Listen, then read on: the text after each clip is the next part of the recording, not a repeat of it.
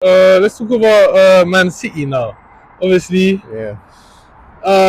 last season they didn't have the best season, but they brought in Hugo Viana as their sporting director. Yeah. Mm-hmm. Replace I mean, Chicky. The signings they've made, and it's looking like they're gonna make. Oh, it's looking like a 10 out of 10 window, isn't it?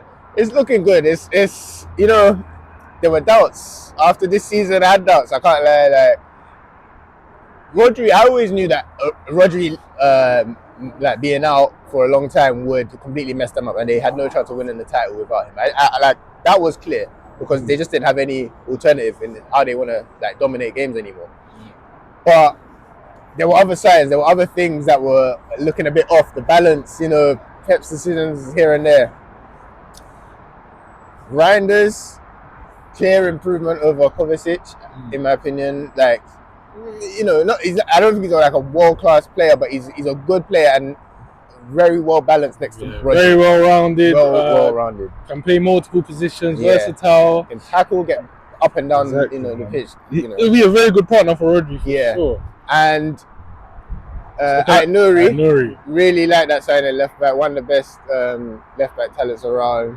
I think he suits them, their style of play, and it's the first time they've really signed an actual left back in a long time. The thing about Nouri, he's a left back, he's played there since he was a young talent, but he's a very well-rounded player as well, man.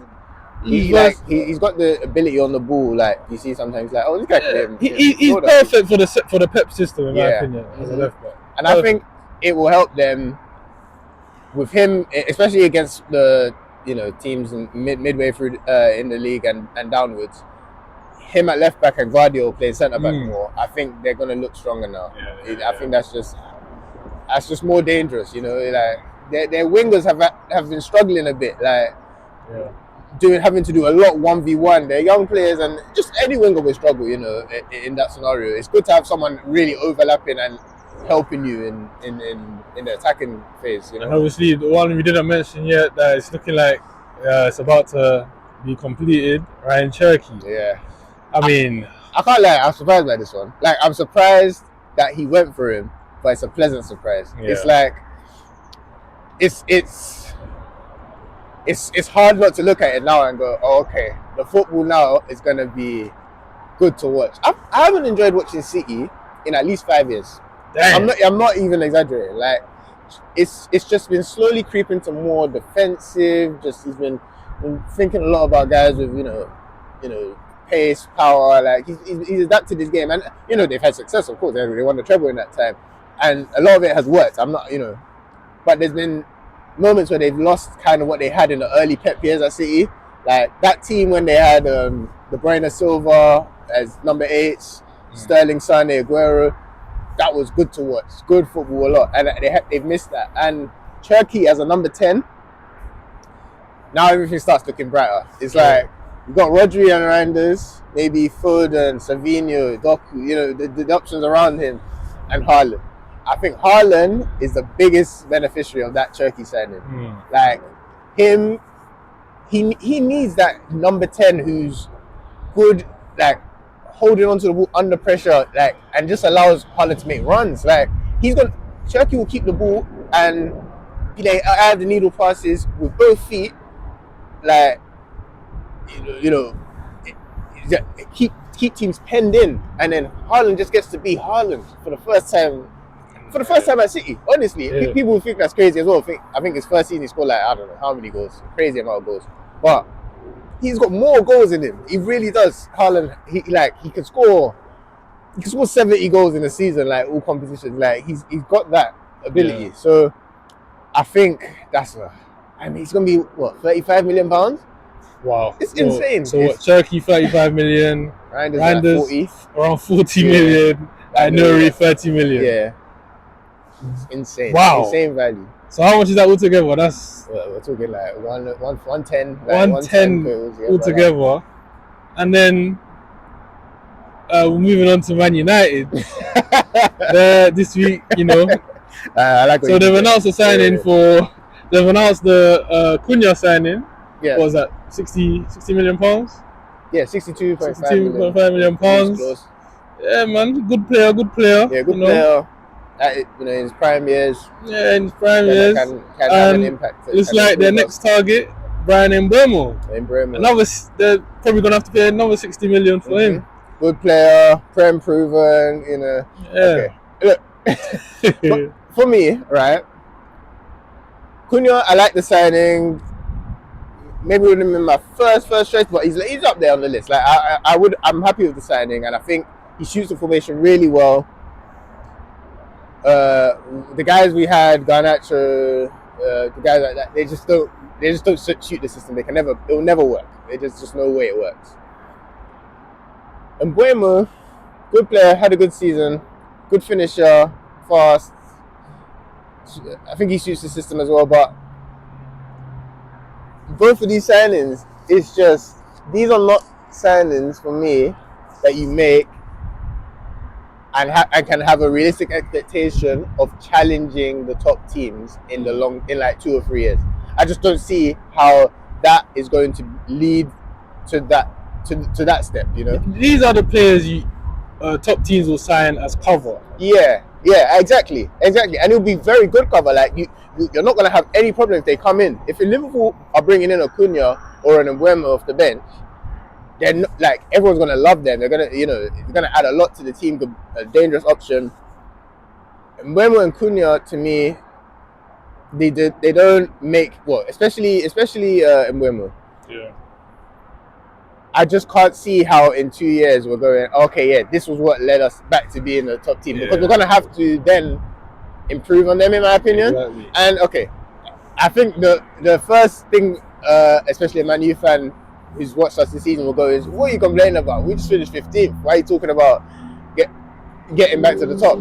This is how low the standards have gone. Exactly, and that's the thing. So I'm not gonna say they're like bad players or anything, good players, but I think it's just not the most efficient way we could have signed. I think if you're spending £65 million on Mbeumo, which it looks like it's gonna cost, you sign Kudus. You sign Mo Kudus from West Ham. Probably cost $5 million more. That's what we're talking about now. Why Kudus though? Mbeumo got 20 league goals. Yeah, he got 20 league goals. That's great. Goals don't just happen. Oh well, okay. This person scored this many goals, so you put him here and you score the same amount of goals. Goals happen in the context of the team they're playing in, the positions they're in. The style of the team, loads of things, right, contribute to that, right?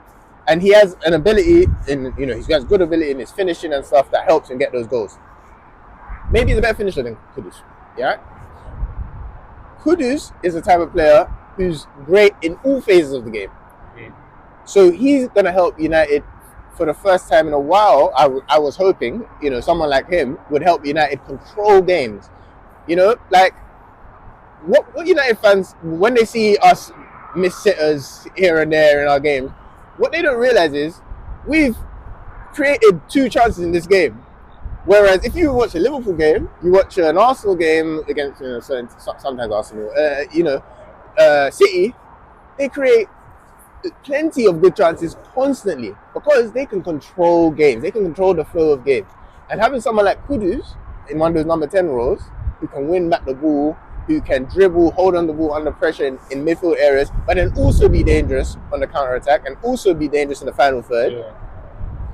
That's a real top, world-class talent there. That's the type of player who, in my opinion, when you see him in a top team, he's not going to look out of place in the starting 11 at Champions League level. He's going to really shine, and you see more of him. I think that's more of a Salah signing, where the potential just wasn't fully realized in the eyes of the public before he got to the real top club, And I don't think that's with Mbeumo, personally. I just don't. I think he's a good player. Again, he'd be a good squad option for a top team, but in comparison, and little thing, but you lose him for AFCON, you're not going to lose Kudus for AFCON this season, are you? Yeah, exactly. Gonna be even cooler. Yeah, exactly. So that's another thing, just if you think about that, like for this current season. But I can't get too excited about these, but what I can say is, if United do sign a good striker as well, maybe Gyökeres, that's looking like the first choice target. If you have that front three, there are goals on the counter attack. There were definitely goals on the counter attack that we wouldn't have got last season in our system that just simply didn't make sense. The profiles last season, it was never going to work. So there's that, there's a threat, counter threat. Maybe we can aim for.